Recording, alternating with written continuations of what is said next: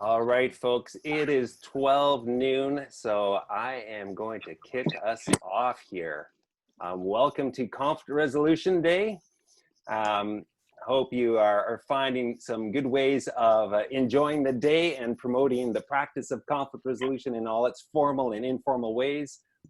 Just a heads up, we are live on Facebook and recording this session, so I'll be mindful of what I say. My name is David Falk. I'm the current president of ADRIM here in Winnipeg, Manitoba, Canada. That's on Treaty 1 territory. We draw our water from Shoal Lake on Treaty number 3. And this is a homeland of the Métis Nation as well. And today what we are going to do in celebration of Conflict Resolution Day is a short 1-hour presentation on this idea of moving from polarized to optimized. And that idea in terms of how to manage unresolvable problems, I think it's kind of an ironic title or a topic to take on Conflict Resolution Day, of how to manage unresolvable problems on the day we celebrate conflict resolution. But hey, we go for some good irony these days. It is 2020 after all. This idea of polarity management is an idea that I became aware of relatively early in my career. I had the privilege of coming across and stumbling across the work of Barry Johnson from the Polarity Management Association. Barry is a lovely American fellow who has really been the thought leader behind this idea. And back in the day, I read this old book called Polarity Management. And I'm not sure about you, sometimes when you read a book, you kind of sort of get the idea, but maybe not fully absorb it and incorporate it into your life and practice. So I knew that this idea had some legs. It was interesting. And I was about 10 years into my practice as a professional mediator, and I headed off to a conference down in the States. And you know, when you go to a professional conference, you look at all the different workshop topics. It's a bit of a hit and miss of whether you're going to get a gem or just a real sucky topic. So, you know, you might want to strategically position yourself near the back entrance so you can come and go if you need to. And in that context, I was looking through all of the different options for sessions, and I saw this session on polarity management by Barry Johnson. I'm like, hey, I've read this guy's book. I think it's a pretty decent idea. I should go there. This should be a highly likely to be a good session. And I went to that session and it rocked my world. Barry Johnson essentially had this thesis, and his thesis was that there are some conflicts that cannot be resolved. And in fact, these conflicts, if you attempt to resolve them, you make them worse. And that kind of shook me a little bit because, like I said, I was 10 years into my career as being a professional mediator. I thought I was pretty good at resolving conflicts. So I took in this session, and it did scare me because I left that conference wondering how many clients I had maybe done a disservice to, whether I actually had tried to help resolve unresolvable issues for some of my clients and possibly set them up for greater troubles. Now, I'm a big believer that when you find an idea, when you stumble across an idea that shakes you to your core, that kind of rattles some of your foundational assumptions, you have kind of one of two options. You either go into deep denial and go, no, I didn't really hear that, and just suppress that wisdom and knowledge and just continue life as you've been doing it. And or you lean in and really kind of go down the rabbit hole and see where it takes you. And so I chose to lean in and went down the rabbit hole, and that taking an intensive consultant development program with Barry Johnson and Polarity Management Associate folks down in the States, and discovered that not everything that I'd been taught as a mediator was wrong. However, this idea of polarity management was a hugely complementary idea that really did challenge some of my ideas. And nor had I done a disservice to most of my clients. And there were a few clients that I probably, if I had known this material, I could have done better practice with. I could have assisted them greater. So today in this presentation, I want to walk you through the basic premise of Barry Johnson's idea of managing unresolvable problems and provide you 3 key ways that we typically mismanage these problems, and an introduction at least to the school of thought of how to better help yourself and help others kind of work with these unresolvable tensions and dilemmas that we all face. So that's where we're going this morning. So I'm delighted that you can join us. We got a good company here that's joined us online, let alone who's on Facebook on live with us. So welcome here to this session. For those of you who haven't met me before, like I say, I'm David Falk. I'm a partner at Facilitated Solutions. It's a local company here in Winnipeg that specializes in helping people prevent, manage, and resolve conflict. And I'm also the current president of ADRIM, which is the local Alternative Dispute Resolution Institute of Manitoba, the local affiliate of ADRIC, which is our national body that oversees the whole professional kind of regulation and certification of mediators and arbitrators across the country. So one last little introductory piece here is that if you're looking for Barry Johnson, just a heads up, he's got 2 new books that are on the way out the door. The first volume of Making a Difference by Leveraging Polarity, Paradox, or Dilemma is already out, and the second volume is coming out early in 2021. So some great resources if this topic captures your imagination. So let's dive into what are unresolvable problems. In my session with Barry Johnson, he had us do a breathing exercise because these days you just can't do a workshop without doing a breathing exercise. So let's do one right away here and get it out of the way. And we're going to do this little interactive breathing exercise is if your last name is in the first half of the alphabet, I want you to inhale in a moment. That means take a deep belly breath in, just like you've been taught in those stress management workshops, right? So if your last name's between A and, well, let's say, L or M, somewhere in there, you're going to be my inhaler. Those of you who are M and N to Z for your last name, I want you to exhale. Just again, like you've been taught in those wonderful relaxation exercises. So a big belly breath in, a big belly breath out. And those of you who are inhalers, here's your catch. When you inhale and your lungs are full, keep on squeezing in a little bit more air and wait for further instructions. And those of you who are exhaling, I want you to, again, exhale, clear out all the air. And when you think you're empty, squeeze it a little bit more and then wait for further instructions. We'll see what's going to happen, okay? So on 3, inhalers and exhalers. 1, 2, 3, inhale and exhale.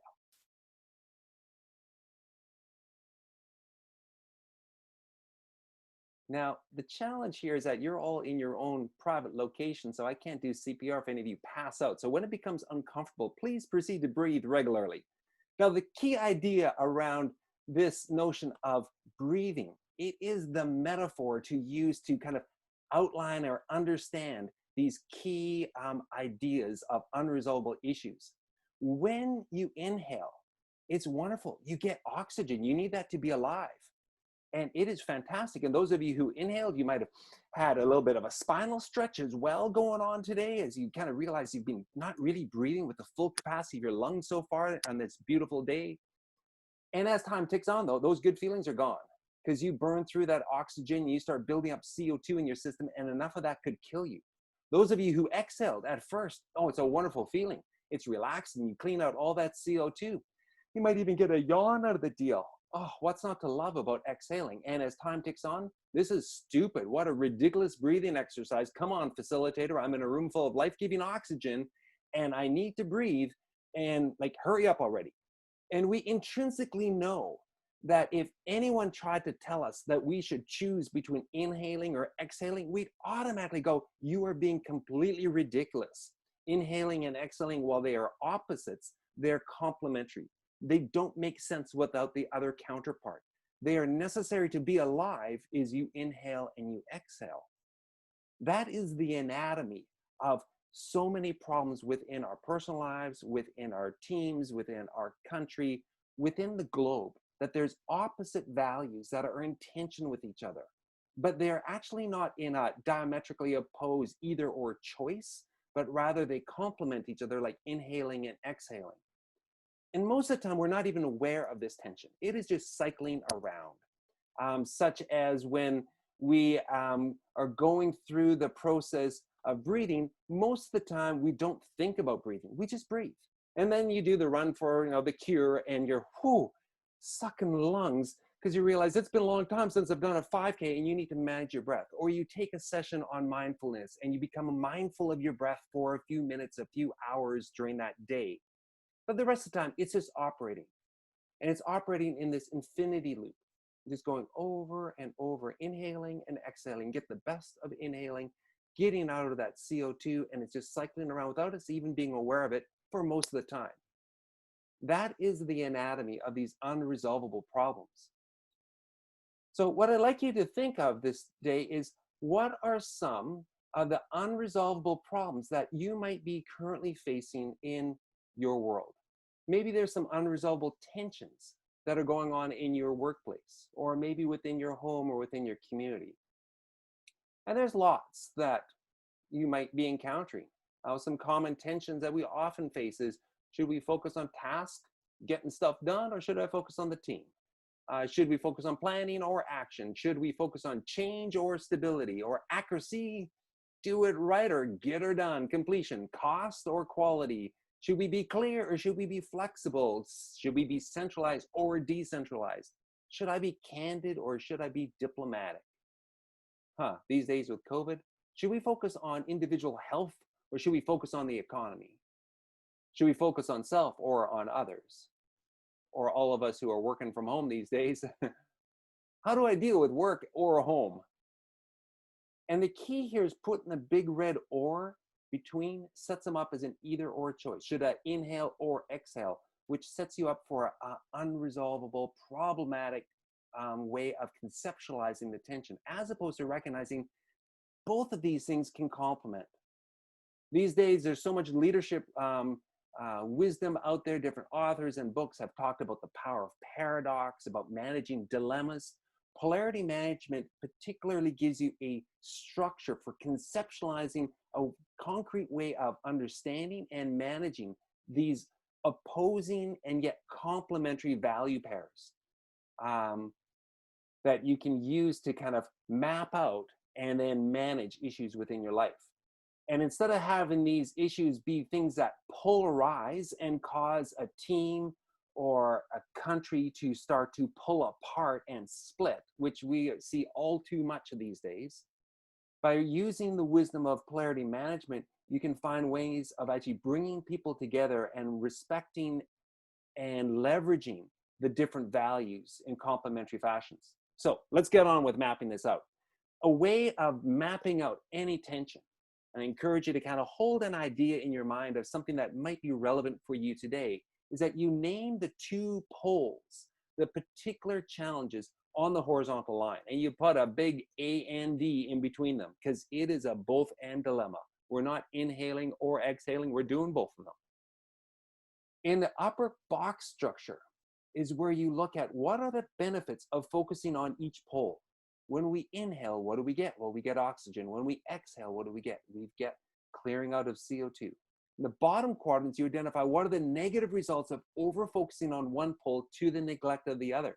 If we overemphasize, if we hang out on one side of that infinity loop too long, what ends up happening? In the very top of this diagram, you highlight what is the greater purpose?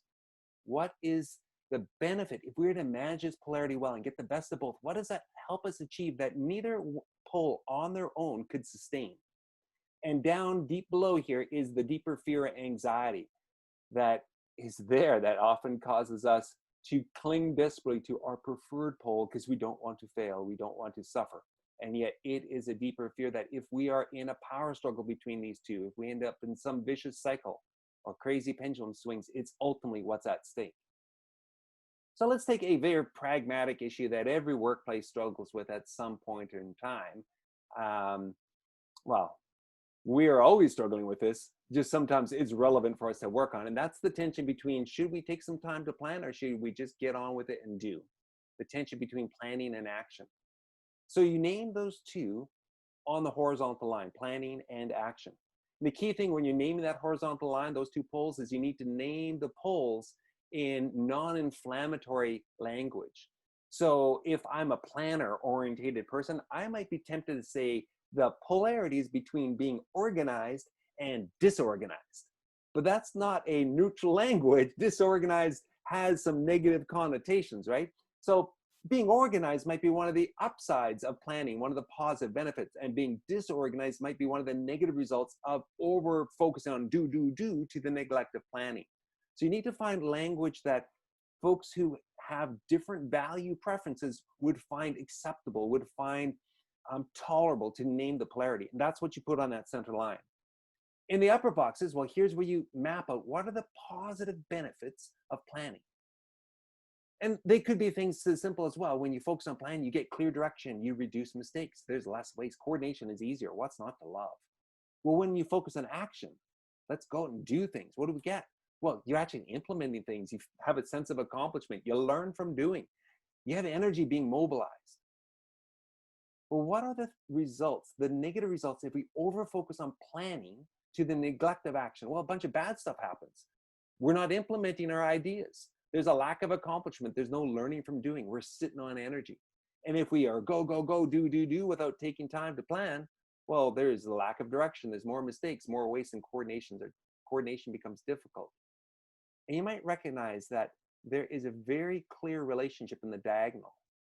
That lack of direction, one of the results of overaction to the neglect of planning, is the exact opposite of the upside of here. When we do planning, what's not to love? We get clarity, right? That the antidote to these problems is to move towards planning. And yet if we hang out here too long, we get these negative attributes that start showing up. And the antidote to these is right over here on the other side of the upside of action, which is why you have this infinity loop that just keeps on cycling around. You inhale and you exhale. And so long as you're part of your team, your organization, you'll always be managing this tension, consciously or unconsciously, between the need to plan and the need to get stuff done.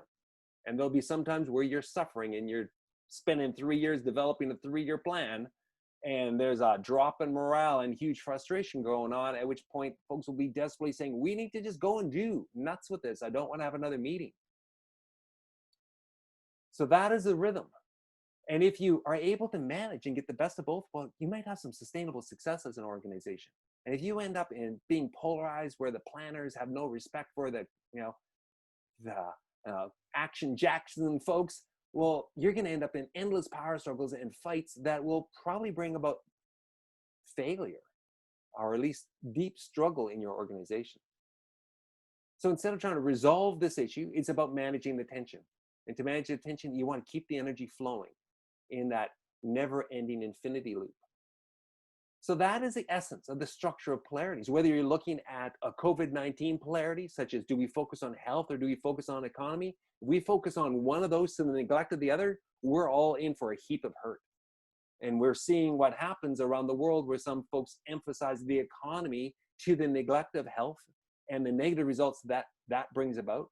And also the results that happen when you start emphasizing health to the neglect of the economy, and the fears and the anxieties and the negative results that come from that as well. Or if you bring it home, all of us are kind of working on this, and then some of us working on it in new ways as we're working from home for the first time, managing the tensions between work and home. So that is a structure of polarities. Now, I want to share with you 3 particular ways in which we mismanage polarities on a regular basis. Number 1 is that we actually try to fix it. We use our well-trodden problem-solving gap analysis skills to try to fix and resolve an unresolvable problem. And that tends to lead to massive pendulum swings. So what that can look like is this. Let's take centralized and decentralized. Any of you who work in larger organizations, you will have experienced this pendulum swing. I'd put money on it. Most organizations start in kind of a centralized fashion. They're centralized because, hey, we're young, we're small, and when you're doing that, it's awesome. It's easy to have clarity, unity, consistency, a clear brand, because we're all working out of the same location. We have a real clear sense of cohesion as a group. And as you experience success, as your mandate expands, you grow and you start serving an ever-increasing population. If you overemphasize centralization to the neglect of decentralization, some problems start to show up. People start feeling disempowered. You start feeling distant from your clients. Rigidity and resentment starts to creep in. And at this point in time, you might hire consultants. And the consultants will come in and do an organizational assessment, and they listen to your people and their complaints. And they hear all these problems about the excessive amount of centralization, and they come up with a recommendation. And the recommendation is to decentralize the system. Because, hey, we're going to let those people free. We're going to empower them. They're going to be able to customize to their clients. So it's going to increase flexibility. We'll be able to serve better in Manitoba. The different regions of our province will get beyond the perimeter of Winnipeg and be more responsive. What's not to love? And we'll probably even be more efficient and save money. And if leadership actually takes the consultant's advice and implements it, and moves from a centralized system to a decentralized system, the pendulum will swing. And for the first couple months or years, you will get the benefits of being decentralized, but then problems will start to show up. There'll be silos and lack of team. There'll be a lack of consistency. There'll be regions that are better served than other regions. There'll be a loss of brand. And in that context, and all those problems, consultants will be hired again. By the way, this is a great gig for consultants because we get loads of work. But we often provide a disservice to our clients because we give them a recommendation to say what you need to do is centralize the system. And folks who've been working in the organization for 7 years are going, hey, wait, whoa, when I first joined, we were told that being centralized was wrong and we need to decentralize. And folks who've been working for 15 plus years in the company are like, hey, don't throw out any of your process files. Just hang on to them because you're probably going to need them in another 5, 6 years from now. And folks who have been 20 plus years in a career in that department are like, oh yeah, I've seen this rodeo blow through town, 4 or 5 times already, where we swung over here and then we swung over there. And you know what really cheeses me off, they'll tell you, is that when we go back to the way we used to do things, we can't say we're going back to the way we used to do things, because every leader has to have things being new and novel. And so we find increasingly new, weird ways to describe old processes because it has to be new. And that process just causes such level of cynicism and drop in morale, because the reality is that all systems need to have a level of centralization and decentralization, and that these things can actually complement each other and cycle around at the same time. We need to have a sense of system integration and consistency, while we also need to have our people feel empowered and able to deal with particular regional needs, while also making sure that we have coordination and that there's some consistency. And these two things, inhaling and exhaling, it's not about pendulum swinging. It's trying to recognize both values are legitimate. Both values can actually complement each other, and it's a healthy tension to manage.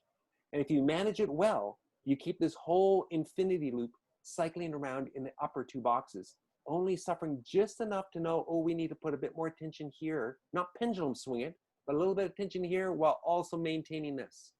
It's about maintaining healthy tension. Or if you bring this to a less systemic issue, let's bring it down to the issue of leadership. You could have a leader who's very task-oriented in terms of their style. They are awesome at getting things done. And that leader will have the upside of helping hold people accountable and bringing about high levels of productivity. And when they're at their best, there's high morale because people love this sense of accomplishment. But if that leader overplays being task-oriented to the neglect of team or the neglect of relationship, eventually cracks will start showing up. People will burn out, morale will drop, there'll be retention issues. And if the solution at that point is to fire or retire that leader and recruit their character foil, we now look for a new leader who is team-oriented, has a proven track record in building teams, and we hire that person, and it feels like a breath of fresh air for the first couple months. Because this new leader is providing support, which brings about a different kind of productivity and morale as people are motivated because they feel cared for. And yet, if that new leader does not complement their team building relational focus with also being task focused, it's just a matter of time. It's not if, it's just about when these benefits will dry up and there'll be a gravitational pull down to the shadow side of being team or relationally focused, where there's low productivity, team tensions, and low morale. And you'll find at times like this, where people who used to hate their previous boss will start talking about the good old days. Remember when we actually got stuff done? Versus all these mamby-pamby, wishy-washy team meetings we're doing? Ugh. So the goal is not to try to fix or resolve the task and team tension, but rather simply keep the energy moving, to complement it of being both task and team orientated. So don't seek to solve it, just seek to manage it. Or the old Aesop fable, get the energy working with each other instead of working in opposition. So that's mistake number 1. We try to problem solve these unresolvable problems, and it leads to pendulum swings. Problem number 2 is we pursue perfect balance. We think there's such a thing as getting it right. If I do just enough of this and just enough of that, if I perfectly organize my work and my life, I will achieve balance. And if we think of balance as a static resting point, good luck with that. If you've ever tried stacking rocks like that on your vacation, wind, rain, little children and animals have a tendency of knocking all that stuff over. Just like when you think you've got your perfect life, work, balance all set up, you're good, something's gonna happen and throw your whole system in disarray. This is quite frankly, I think, what keeps the self-help industry going, because they're always selling you the latest solution of how to find that balance. I had a bike courier come up to me after doing one of these sessions back in the day, because I was using the metaphor of biking, that when you're biking, it's really hard to balance when you're just standing still. To maintain balance, you got to be moving. Like these couriers, for some reason, they are able to stand on their pedals at a red light downtown and not fall over. That's amazing. But like for most of us, we can't do that. We have to maintain balance. We have to be moving. Well, this courier came up to me in a break. He said, "Hey, can I tell you something about us couriers?" I'm like, "Yeah, sure." He's like, "Yeah, we don't have bikes like the rest of you." I'm like, "Really? How so?" He's like, "We have what's called direct drive." Meaning when they pedal forward, they're going forward. When they pedal backwards, their bike is going backwards. So he's like, yeah, when we're standing on our pedals at a red light, we're doing little micro movements back and forth and back and forth and back and forth. Plus they got abs of steel. They're pros. This is what they do for a living, whereas I literally have a bike in my shed, I think. The chain is broken. I haven't pulled it out all summer, right? So they are able to maintain balance because they're doing these micro movements. They're still moving. It's like being on a unicycle. So instead of thinking about balance, of getting it right, the art of managing polarities is to recognize that balance comes from keeping the energy moving. It's about moving that energy around and around and around that infinity loop. That's what gives you the balance. We focus on inhaling and we focus on exhaling. We don't try to get the perfect balance between inhaling and exhaling. They're two complementary opposites. I am clear and I have some flexibility.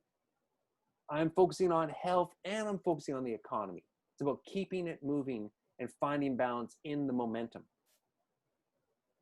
So mistake number one, we try to fix it and cause pendulum swings. Mistake number two, we seek perfect balance instead of recognizing that balance comes from maintaining momentum. Mistake number three is we fight the flow. And what I mean by that is that the inevitability is that things will at some point start to slide from the upper positive benefits of a particular pole to the negative side, to the downside of that pole. That is an inevitability that's going to happen.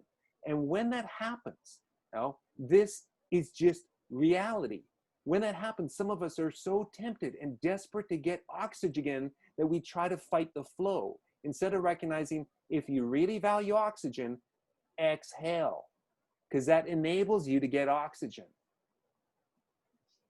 Within the metaphor of breathing, it's super obvious. But when it comes to a lot of the other polarities that we manage, often it's not as obvious. And when you have a strong preference for a particular value, it is so tempting that when things start to get shaky, that we desperately try to cling to and return to our preferred pole and the upside of that pole without recognizing that that's not going to work for you. In this moment, we actually need to swing over here, even just for a little bit, to gain that momentum to swing back over to your sweet zone over here. The metaphor that I found really quite lovely for this, given my love of the ocean and the water, is getting caught in a riptide. Now, for those of you not aware, rip currents happen where large waves wash up onto the beach. And as they wash up on the beach, that beautiful wave retreats under the incoming waves. Now, often doesn't retreat perfectly evenly. There might be a sandbar under the water here, maybe some coral over to the other side. And so that wave, as it retreats, is blocked by that underwater obstacle. And as a result, there's what's called the longshore current that is formed, where that retreating water moves sideways under the incoming waves until it finds the channel. And that channel between the sandbar and the coral is where that bulk of that water gushes out into the ocean under the incoming waves. Now, the number one reason why people die when they're on their winter vacations, and those of you who are really mourning the lack of your winter vacation this year due to COVID, well, the upside is you won't die in a rip current. But hang on to this wisdom, because you'll need it when we're back into winter vacation travels, fingers crossed, right? The reason why people die is that they get caught in this rip current and get swept off their feet and pulled out to sea. And in their panic, they turn around and they try to swim directly back to shore against the current. Good luck resolving that. Good luck winning that fight. It will exhaust you. The incoming waves crashing on your head will further your panic, and you run the risk of drowning in the ocean. Better beaches have these type of warning signs that inform beachgoers of rip currents and give you the wisdom that if you're caught in a current, don't panic and fight it. Just simply swim sideways to get out of the current and then swim back into shore. Or relax. You're not going to get sucked out to Japan. You're just going to get pulled out past those sandbars and then swim sideways and come back in. And that is, an idea that could save your life when you're at the beach, but it's also an idea that can help you manage polarities. I love taking friends of mine or colleagues that I get to know, clients I get to know personally, out for lunch at some point in time, just talking shop with them and saying, hey, tell me about your best team you've ever been part of. So my friend Murray, he's worked in credit unions for his career. He's just earned a reputation as being such a solid leader. He's now retired. And a few years back, I had a lunchtime conversation with Murray. I'm like, Murray, tell me about one of your best teams ever. He's like, oh, David, that's easy. I had this one credit union team. We had such a strong, cohesive team. And they experienced so much of the upside of team dynamic, of being focused on teams, support, productivity, high morale, all that good stuff. And he relayed to me that they enjoyed each other's presence relationally so much that every Monday, folks would come an hour before the credit union opened to have breakfast together on their own time and on their own expense at some little greasy diner that was walking distance away from their credit union, right? So they all parked their cars, go for breakfast. What's not to love? And in my little lunch conversation, I'm like, oh yeah, and how'd that go? He's like, well, the thing is that having such a great team, there's some inevitable kind of promotions where people moved on to other credit unions. We had a mat leave or two. And as a result, those positions, those vacancies were backfilled by new people. And those new people didn't have strong relational bonds with the remaining staff. And not only did they not have strong relational bonds because they were new, they didn't know what they're doing because they're green. And so the existing staff were struggling, or the long-term staff were struggling because these newbies, every time I see them, they remind me of my friends who are no longer here, and they frustrate me because they're kind of useless. And as a result of being so team focused, they started to have productivity issues, team tensions. The new people were getting advice from all different kinds of staff people. There's tensions and morale was slipping and people are grumbling. I don't want to go out for breakfast with these idiots. Now, an unwise manager would desperately try to get back to the love. Let's build team. Let's do a workshop. Let's hire a mediator to help people work on their relationships, which would be fighting the flow. And this is where particularly I think us mediators sometimes get ourselves in trouble because we emphasize relationship to the neglected task. Possibly, might be one of our biases. But what Murray did was he recognized that at this time, we need to swing over and focus on task. And sometimes you need to kill the golden goose, or whatever metaphor you want to use. And so he unilaterally shut down the Monday morning breakfast because it was not helping at this point.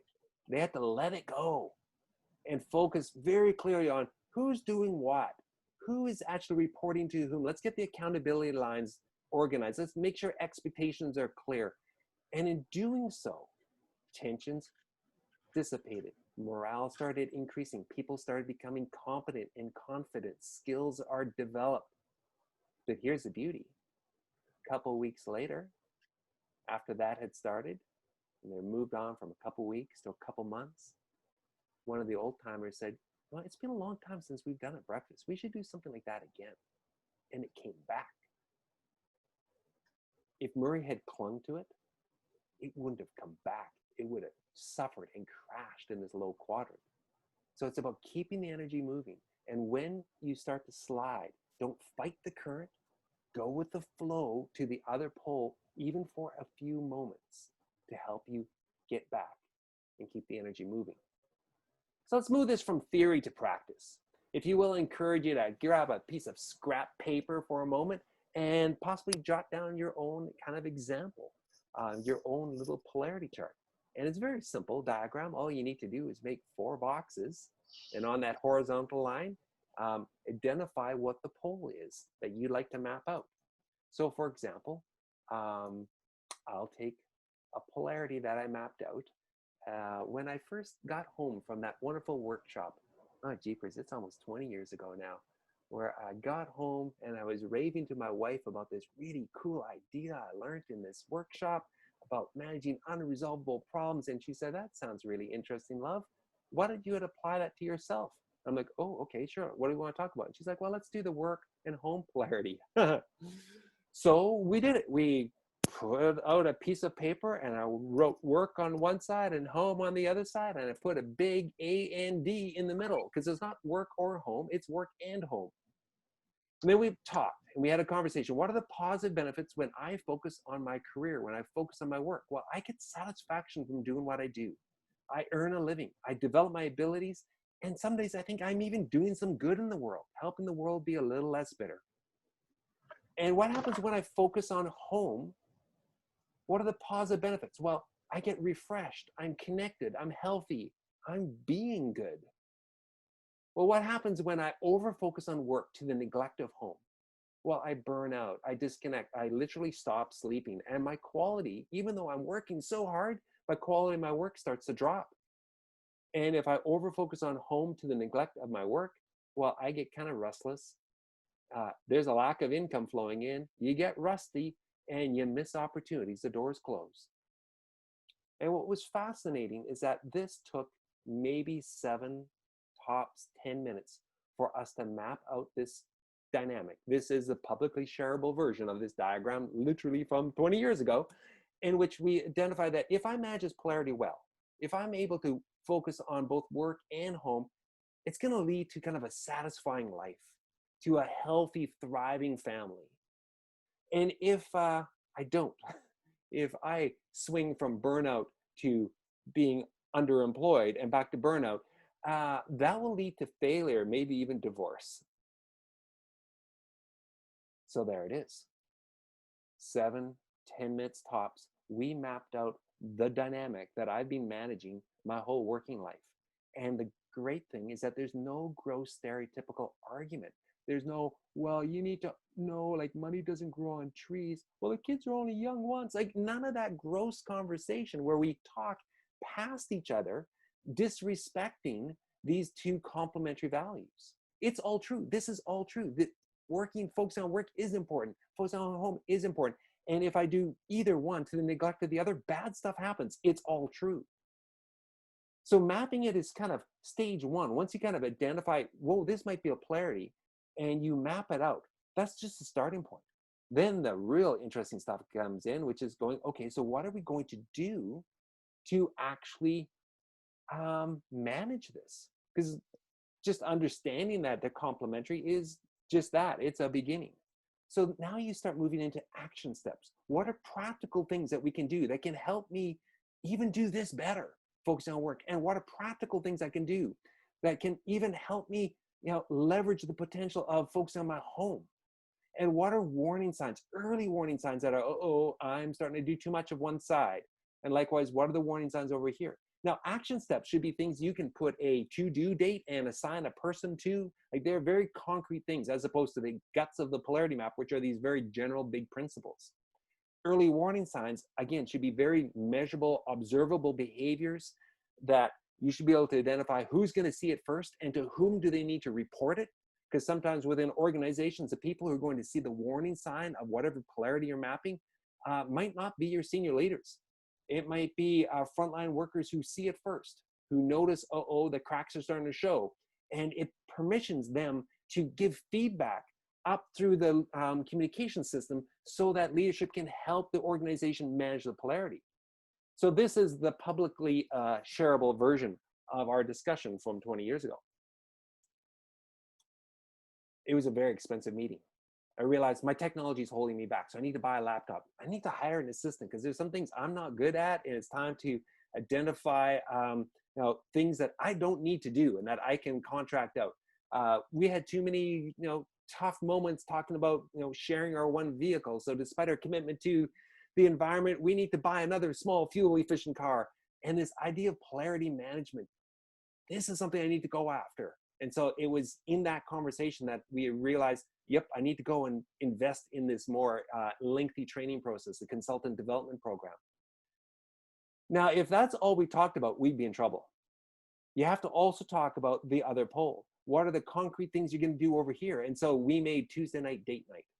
At the time, my youngest was approaching some interest possibly in sports, and I hadn't yet really learned that actually they're more of an athlete, more of an artist, I should say, than an athlete. But hey, that's a learning process. So I committed to coaching their basketball team. Made a commitment to do something for myself that would be energizing. So I learned how to kiteboard and made a kind of a commitment. I got to take care of myself physically. So massage or physiotherapy, whatever those things are, right? And we also had pragmatic conversations about warning signs. What are warning signs, early indicators that, over focusing on work? Well, missing a Tuesday night date night without prior negotiation. Whoa, that might not be an early warning sign. That might be a real big one. Meeting the chiropractor. My body tells me if I'm working myself too hard and not caring for it. We concretely talked about how many evenings is it cool to be multitasking while the kids are still up with the laptop open and trying to work on a PowerPoint deck or work on a report. At what point is it helpful? And these things, guess who's going to notice this first? Honestly, my wife is going to notice these things first. And the cool thing is that it permissions her to be able to say, hey, do you really need to be working right now? And instead of it being considered a nagging, it's actually helpful. And because sometimes it's like, you know what, honey, absolutely, I'm sorry, I have a deadline, I'm being slammed with work, and I acknowledge we're here and we're going to be swinging back out, right? So I ask for a bit of grace because I'm burning the candle hard right now. And other times I realize when she goes, do you really need to be working on that? I realize, you know what, this is just habitual me compulsively fiddling with a report or with PowerPoints. I don't need to really be doing this. You close the computer and get back on the floor and play with your kids. And likewise, what are the early warning signs I'm having too much fun at the beach and hanging out with my family and neglecting my business? Well, not being able to pay off the Visa without using the line of credit, and then wondering if you can use your Visa to pay off your line of credit. Whoops. Having a certain number of contracts in your calendar for the next 3 or 6 or 9 months out. So it gets really pragmatic. And over the years, of course, the details here evolve because, that laptop I bought has long entered into the e-waste recycling stream, and likewise that car. But there's different things that we're doing these days to focus on building the business, and different things that we're doing these days to work at the ever-changing needs of our family, and different things that we're monitoring that are kind of warning signs. But the cool thing is that this very ongoing tension that most of us struggle with in different ways and shapes and forms, we have a one-page diagram that values both the values and the fears and anxieties that are surround this tension, and some very practical things that we do to, on an ever-changing basis, to kind of manage that tension. One of the most common polarities that all of us deal with in some way, shape, or form is change. And with change, there are some thought leaders that so emphasize the upside of change. If it ain't broken, break it kind of thinking, right? Move fast and break things. I think that's Facebook. And we've seen what that's done to society. And recognizing that change actually also functions as a polarity. The complementary opposite of change is stability. And so I'm quite serious that if you want to be serious about bringing about change, you need to also be serious about fostering stability in your life or in your organization. Because if you pursue change to the neglect of stability, you're going to create a whole lot of hurt for yourself or for your company. And likewise, if you love stability and you want to pour everything into concrete and keep it just the way it is, freeze it for a time immemorial, you're also going to bring about a whole lot of hurt. And it's about maintaining a healthy tension between those two, and not when things start to overwhelm. And I've met with way too many organizational leaders who their staff are complaining about being overwhelmed by change, and they want me to come and give a speech to tell them to embrace change. And that's a speech that staff would not be receptive to hearing, because when you're overwhelmed by change, the last thing you want to have is some keynote speaker come by and say, embrace change, it's good for you. When you're overwhelmed by change, what you desperately need is to find some stability in your life so that you can keep on changing. Literally, I had a federal department that was at the time unnamed because they had no name. The former department known as HRDC, when they went through the whole HRDC boondoggle back in the day, there were thousands of people across this country that worked at the department formerly known as HRDC. Service Canada had not yet risen from the ashes.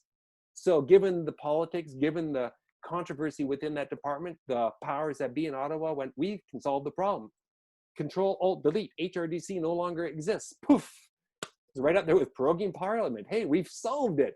They didn't solve anything.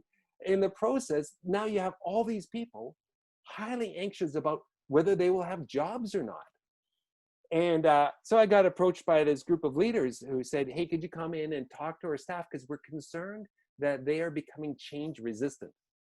And that perked up my ears. I'm like, so can you tell me about your staff who are change resistant? What's that about there? And they explain, hey, we're going through this massive, national rollout of change, and it was supposed to be 6 months, but now it's way more months than that, and on they describe the situation. I'm like, okay, and what have you done to deal with your change resistant staff? And they're like, well, our big boss, the regional director general, came in and did an all hands meeting and did a bit of a rah-rah session on embracing change. I'm like, oh yeah, and how'd that go? And they're like, it did not go well.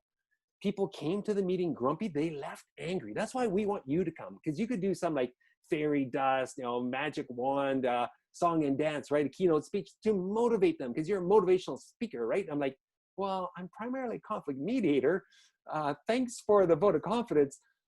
Honestly though, if they were angry with their regional director general, how do you think they would treat me as a private sector, non-unionized, small contractor, small business guy, coming in talking to a large federal department about embracing change?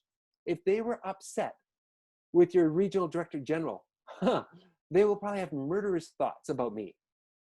But hey, this is how I pay for my mortgage, so I still wanted the gig, right? So I said, I would be willing to talk to them about embracing change, so long as you also allow me to talk to them about the importance of finding stability in the midst of change. And I think they're kind of desperate, so they went, oh, okay, sure, you do it. So we had a session. And in the session, we literally built the map together. And that's one of the wonderful things about this tool, is that it's so fun not to just talk about it like this, where it's passive, but to, in real time, build the map together. And I've done it live umpteen times. I've even done it in the last 7 months with a group on Zoom, where we are often in breakout groups and folks are answering the questions of what are the upside for both polls and what are the negative results. And so we had this department, around 50 folks that were in attendance, and they built the map together. And as they built it, they recognized that, you know what, absolutely, there are some upsides to change. That is true. There's some wonderful things about stability, and too much stability is a problem, and too much change is also a problem. And then after we filled out the chart, which didn't take long, we did an assessment of where are you at right now. And in a large room, I literally had people go and stand in the quadrant. So each chart was in one corner of the room. Go stand in the quadrant that represents where you are currently at in this polarity. Senior leadership, we're all standing in the upside of change. Some of them a little close to the line, because that's, as a leader, you need to be pro-change. The rest of the staff, 47 plus people, were all down here, standing in this box. There it was. And so what do we need to do? How do we keep the energy moving? If everyone's down here right now, except for a few leaders, the leaders need to get down here and lead, which means help them find some stability right now before you preach change. One brave soul in that group spoke up. The regional director general was also in attendance and said, can I just say something? And I was like, yeah, absolutely. It's like, I know I keep on hearing that we have job security. But the thing is, I ran out of business cards a couple of weeks back. And when I went to reorder my cards, I was denied. I was told, nope, we're not ordering cards. And I don't know, maybe it's just me and simple math, but I figure if our department can't afford, what, 10, 11 bucks to print out another 200 cards for me, why should I have any confidence that I have any future or position here? Now, why aren't they printing cards? Because Ottawa said, HRDC no longer exists. You're no longer allowed to print out anything that says HRDC on it, even though thousands of people across the country still have old stationery, old business cards that they're still handing out and using. This is just, life in large centralized organizations where you have a mandate, and the printing presses also, we want to protect the environment. But really, it's less about that, honestly. And it's more about, no, we can't print things that say this anymore because it no longer exists. And yet you've got these people who don't have business cards. And this guy's saying, it causes me to have lack of confidence that I have a job here. I also feel like an idiot. When I'm meeting with clients, I'm giving them my email address on a sticky note. Like, this represents, it's this piece of paper, but it represents my professional identity. And that leader, to their credit, polled the group and said, how many of you are out of stationery, out of business cards, or close to it? And about a third of them were. And they're like, okay, what I need you to do is leave your contact information with my executive assistant. I don't know exactly how I'm going to do this yet. And I need you folks to promise to keep this on the down low, because I too will be shut down. If I just go through the formal channels and request printing, I'll be denied because this is an Ottawa mandate. But I get it. You have a legitimate need for some business cards. And if I have to use my own personal funds and do a small batch run at Staples, I will somehow find a way to get you some cards for the time being. That move of helping them find some stability, doing one small action step, how do you think that impacted that leader's reputation? Their confidence in that leader to have a sense that this person sees us, this person gets what we're suffering with right now, this person is willing to risk doing something to help us find some stability in the midst of this chaos. And how much more receptive do you think those staff are now to listen and engage the change process of saying, you know what, folks, I know that this is taking way longer than any of us were hoping for. That kind of is what it is. And yet, I need you to work with me on this one. Because honestly, we will have more opportunity. Our particular department, given what we do, we're going to have more opportunity. If anything, we're going to be hiring as we move into the new structure that evolves. Not every department's like that, but our department is definitely in that position, right? And they were willing to actually believe it and work with that leader. Well, let me make this personal as we bring this to a close for today. 10 years ago, here's a little cautionary tale. If you ever have trauma, be careful what you post on Facebook, because these days I'm getting remember 10 years ago, you had a house fire. 10 years ago, my house burned down. My youngest had an art project that went horribly awry. Long story, hit me up sometime if you want to hear it. But needless to say, what was a lovely home that had my home office in it went up in flames. Those are the floor joists. You could crumble them apart like spent firewood. Everything that was organized in our storage room, the Christmas ornaments and the labeled boxes, well, that's what the storage room looked like, not so organized anymore. And absolutely everything that we had was either water damaged, smoke damaged, or just plain burnt. That day, while the fire was still aflame, and I'm standing on the sidewalk, feeling like throwing up, because I'm there looking at my house going, oh, my client files, my laptop, my library, my wallet, like everything, right? Somebody beside me goes, oh, you're lucky. You're going to get a new house. I'm so grateful I don't remember who that person was, because at that point, I didn't feel so lucky. They were kind of essentially telling me, embrace change. You're so lucky. You're going to get a new house. I had a highly renovated, it was totally renovated house. I didn't need a new house. I wasn't feeling so blessed or lucky, right? It was unhelpful, good intentions, right? Someone trying to be helpful and encouraging, but wow, what a misfire. What was helpful though, was the firefighter who found me on the same sidewalk. And he's like, you, David, you're the homeowner? I'm like, yeah. He's like, so what you're going to do today, David, is you're going to take your wife and your kids and your dog. Don't worry about your dog. We've already called ahead. And you're going to go to Canada Inns. Stability. In the midst of chaos, in the midst of realizing I'm homeless, this firefighter points me in a direction of where I'm going to sleep tonight. He leaned in a second time and went, David, on the way to on the way to Canadians, you might want to stop off at like a Shoppers or something and get like some toothpaste and toiletries. And I'm like, good idea. He leaned in a third time, honestly, and he said, oh yeah, you also might want to stop somewhere and get a change of clothes because you'll probably want new clothes for tomorrow. And so my wife and I did an emergency trip to Old Navy that night. Fortunately, she had her visa, and bought ourselves a set of clothes, knowing that our youngest, who's deep on the autism spectrum and didn't understand the trauma of it, who would be very excited to being in a hotel with a water slide, we also bought swimsuits. And in that trauma of trying to buy things in a rush, my wife accidentally bought a maternity swimsuit for herself. Oh no! It was an epic night. But we needed that. We needed stability. That was a gift. And after 6 weeks of living in Canadians, eating at Alto's all-you-can-eat family buffet, the novelty of Fish Friday 6 times around wore off, and we desperately needed change.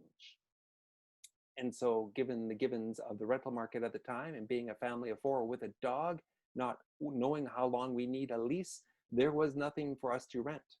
And so we used our line of credit on our burnt house for a down payment, and we leveraged everything we had to buy a little house in our community that was in walking distance for my kids' school. And it was this huge swim sideways, massive change. And guess what? That huge change very quickly became our source of stability. Round and round we're going. And from that new sense of stability in that little blue house, it gave us the stability to start dreaming and figuring out, what are we going to do with the burnt house? Do we knock it down? Do we keep what we can keep? You need some stability to be able to dream. And so we dreamt and we planned, and then we locked in and started doing the work until we were able to have the project completed and we're able to bring about change and move home one more time. That was a year of intense swimming sideways. Embracing change, finding stability, embracing more change, finding stability, swimming, swimming, swimming. Finding Nemo, just keep swimming was a bit of a theme song for us.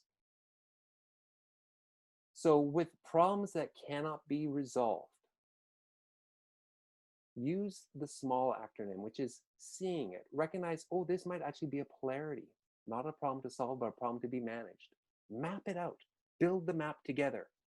And it's important to build it together. Even if you've built it together with other leaders and you come to your staff, build it again with your staff.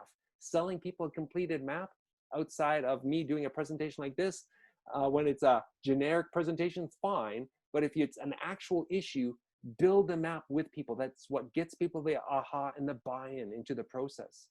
Assess it. Get a sense of how are we doing this polarity? Where are we at currently in the loop cycle? Then figure out, what can we learn from our assessment? What insight does this gain? And there's all kinds of insights. If you go and read Barry Johnson's work, you can find all different kinds of aspects that you can tease out of a polarity to gain insight in your situation, and then leverage it. Figure out, what are the action steps you can take to make a positive difference, and what warning signs do you need to monitor so that you can keep things moving. So in conclusion, remember to avoid swinging the pendulum to the other pole. Remember to maintain balance, not by trying to get it right, but maintain momentum, keep the energy moving. And if in trouble, if you start to slide and start to experience some suffering, resist the temptation to retreat to the upside of your preferred pole, but rather swim sideways. Move over to the opposite pole, even just for a touch, so that you can swing your way back and keep the momentum going between the two complementary poles.